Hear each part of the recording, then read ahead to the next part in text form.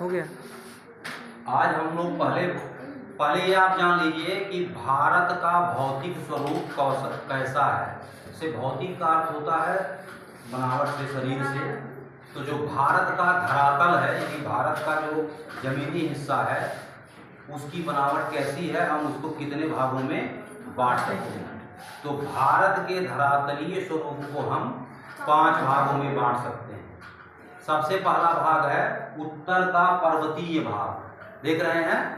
यहाँ जम्मू कश्मीर से लेकर के और इधर अरुणाचल प्रदेश तक, फिर इसके नीचे ये कहलाता है उत्तर का पर्वतीय भाग। उसके नीचे ये वाला हिस्सा कहलाता है उत्तर का मैदान।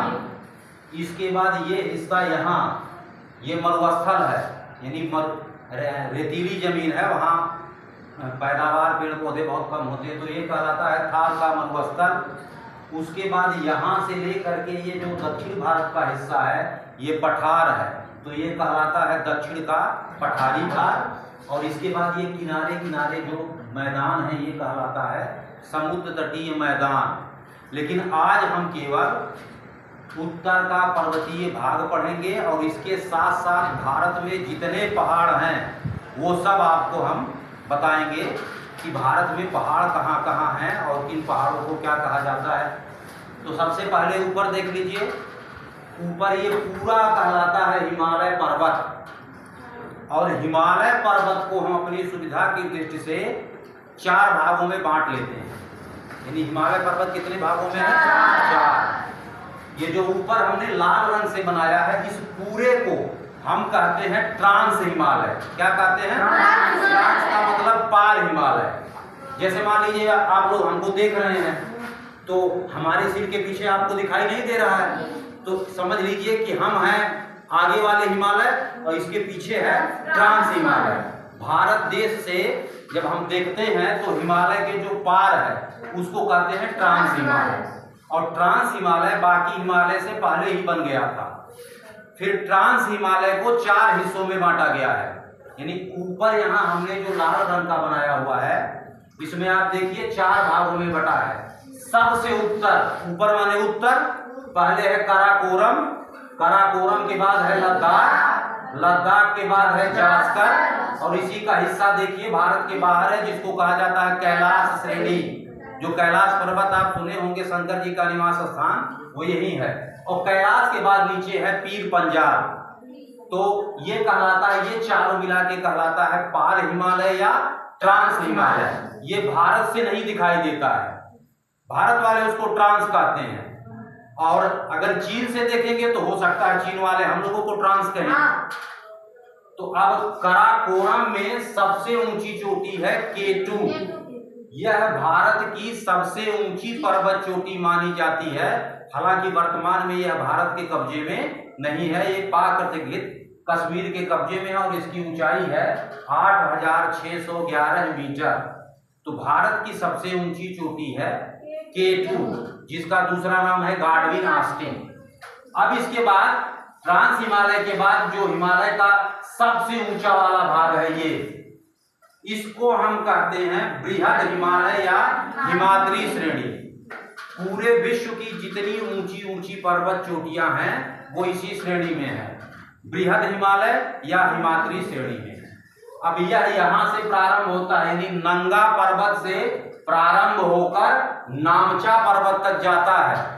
ये कहलाता है आपका बृहद हिमालय या हिमाद्री। तो यहाँ ऊंचाई इतनी ज्यादा है कि वहां केवल बर्फ है, बर्फ ही बर्फ है। वनस्पतियां नाम मात्र की हैं या बिल्कुल नहीं है। और जितने बड़े बड़े ग्लेशियर हैं सब यही हैं। और इतनी ऊंचाई है कि इसके ऊपर से हवाई जहाज नहीं उड़ते हैं। मतलब हवाई जहाज अगर भारत से नेपाल के पार जाना हो तो इसके ऊपर से वो नहीं जाएगा, क्योंकि पहली चीज दुर्घटना की संभावना रहती है, और दूसरी चीज कि अगर कोई गड़बड़ी आ जाए तो पहाड़वा में उतारेंगे कहाँ? पहाड़ में नहीं उतार सकते, एयरपोर्ट ही नहीं मिलेगा। तो इस कारण इसके ऊपर से नहीं जाते। जैसे हम धरती से जब ऊपर जाते हैं तो लगभग 165 मीटर के बाद 1 डिग्री सेंटीग्रेड तापक्रम कम हो जाता है। तो वहां बहुत ठंडी होगी, तो जब ठंडी होगी तो बर्फ होगी। तो जितने संसार के ऊंचे पर्वत हैं वो लगभग सब इसी में है। जैसे देखिए इसी में है माउंट एवरेस्ट, जो विश्व की सबसे ऊंची पर्वत चोटी है। इसकी ऊंचाई है 8,848 मीटर। अब ऊपर तो हमने बता ही दिया K2। इसके बाद यहाँ सिक्किम, भारत का एक राज्य है, सिक्किम और नेपाल के बॉर्डर पर एक चोटी है कंचनजंगा। कौन चोटी है? कंचनजंगा। तो ये तीसरे नंबर की सबसे ऊंची चोटी है। कंचनजंगा तीसरे नंबर की सबसे ऊंची चोटी है। तो पहला एवरेस्ट हो गया, दूसरा K2 हो गया और तीसरा कंचनजंगा। अब बृहद हिमालय के बाद जो उसके दक्षिणी हिस्से को हम कहते हैं मध्य हिमालय या हिमाचल श्रेणी, यह उससे थोड़ा सा कम ऊंचा है, उससे थोड़ा सा कम ऊंचा है। और यहाँ आदमी भी रहते हैं, जंगल भी है, पेड़ पौधे भी उगते हैं। जैसे नैनीताल हुआ, शिमला हुआ, डलहौजी हुआ, ये सब इसी में आते हैं। ये सारे शहर आपके इसी में हैं, जिसको हम कहते हैं मध्य हिमालय या हिमाचल श्रेणी। फिर एकदम दक्षिण में यानी भारत से हम देखेंगे तो सबसे पहले ही तो पड़ेगा, भारत से देखेंगे, यहां से देखेंगे तो सबसे पहले पड़ेगा। इसको लास्ट में सबसे अंत में है, जिसको हम कहते हैं लघु हिमालय या शिवालिक श्रेणी। इसकी ऊंचाई सबसे कम है और इसमें ज्यादा आबादी रहती है। तो ये हिमालय पर्वत हो गया। अब इसके बाद ये देखिए राजस्थान राज्य में जो पर्वत है, इसको हम कहते हैं अरावली पर्वत श्रृंखला। इस पर्वत श्रृंखला का कुछ हिस्सा दिल्ली में भी है। आप कभी समाचार सुनेंगे तो राष्ट्रपति जी भारत के जहां रहते हैं उसको राष्ट्रपति भवन भी कहा जाता है और कभी कभी कहा जाता है रायसीना हिल्स। आप समाचार सुनिएगा तो उसमें आएगा रायसीना हिल्स। इसीलिए कहा जाता है क्योंकि इसी पहाड़ी का कुछ हिस्सा वहां भी है। ठीक है, तो ये अरावली पर्वत श्रृंखला हो गई। अब पूछता आपसे यह है कि अरावली की सबसे ऊंची चोटी कौन है? तो इसकी सबसे ऊंची चोटी का नाम है गुरु शिखर। नाम याद कर लीजिएगा, अरावली पर्वत श्रृंखला की सबसे ऊंची चोटी गुरु शिखर। रह दोनों में आया है, अरावली गुरु। अब इसके बाद यहां देखिए मध्य प्रदेश के पास है विंध्य श्रेणी। विंध्य श्रेणी है ये, और विंध्य श्रेणी के दक्षिण दिशा में यहाँ देखिए सतपुड़ा। सतपुड़ा के दक्षिण में है महादेव। फिर उसके बाद अजंता, फिर इधर महाराष्ट्र साइड में पड़ जाता है आपका हरिश्चंद्र श्रेणी। कई छोटे छोटे हैं लेकिन महत्वपूर्ण आपके यही दो इसमें है, विंध्याचल और विंध्य श्रेणी या सतपुड़ा। अब आप जान लीजिए ये पर्वत उठा हुआ है, ये पर्वत उठा है, बीच से एक नदी बहती है जिसको कहते हैं नर्मदा। तो आप देख लीजिए, जैसे मान लीजिए ये दो पर्वत उठा हुआ है, तो एक पर्वत यहाँ उठा है, एक पर्वत यहाँ उठा है, दिखाई दिया। बीच में देखिए हिस्सा नीचा हो गया है।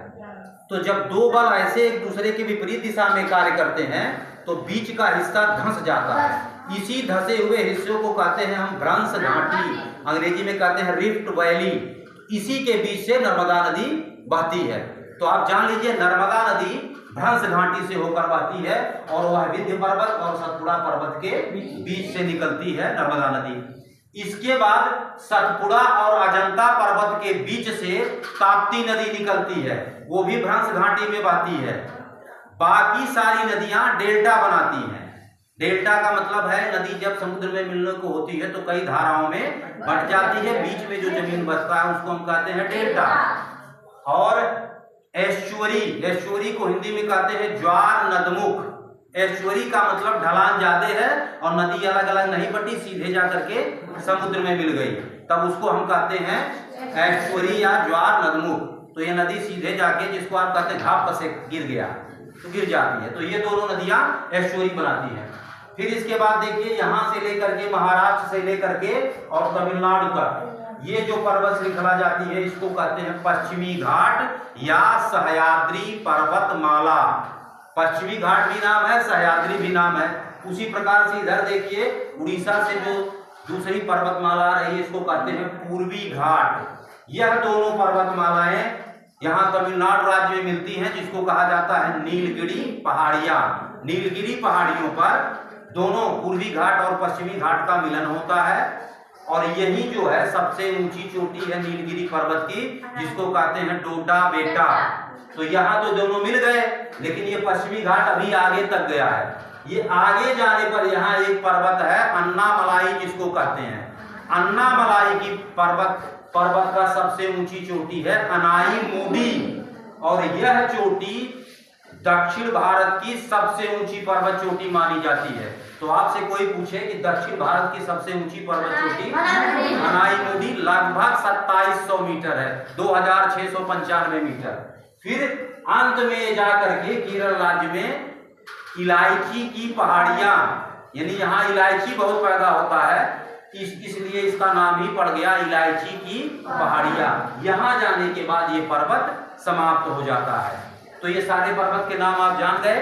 अब जानिए जो पश्चिमी घाट है इसमें कई दर्रे हैं।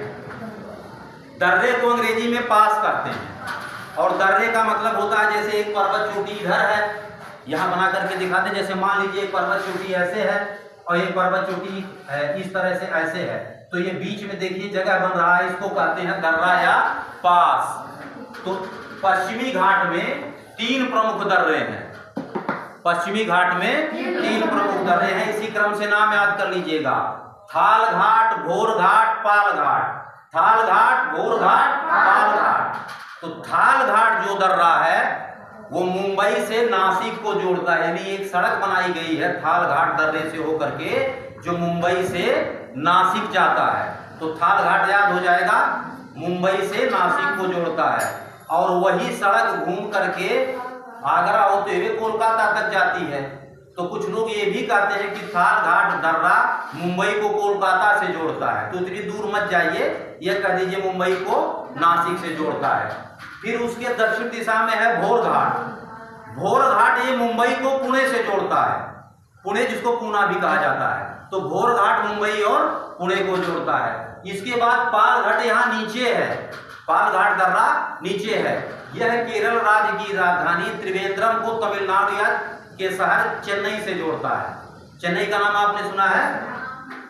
तो पाल घाट दर्रा यह त्रिवेंद्रम को चेन्नई से जोड़ता है। और एक और दर्रा इसी में पड़ता है जिसका नाम है सेनकोट दर्रा। तो सेनकोट दर्रा अगर पूछा जाए किससे जोड़ता है तो आप कह दीजिएगा कि यह त्रिवेंद्रम को मदुरई से जोड़ता है। ठीक है, तो ये इतना मेरे ख्याल से आप समझ में आ गया होगा। बोलिए, पर्वत सब याद कर लिए? ठीक।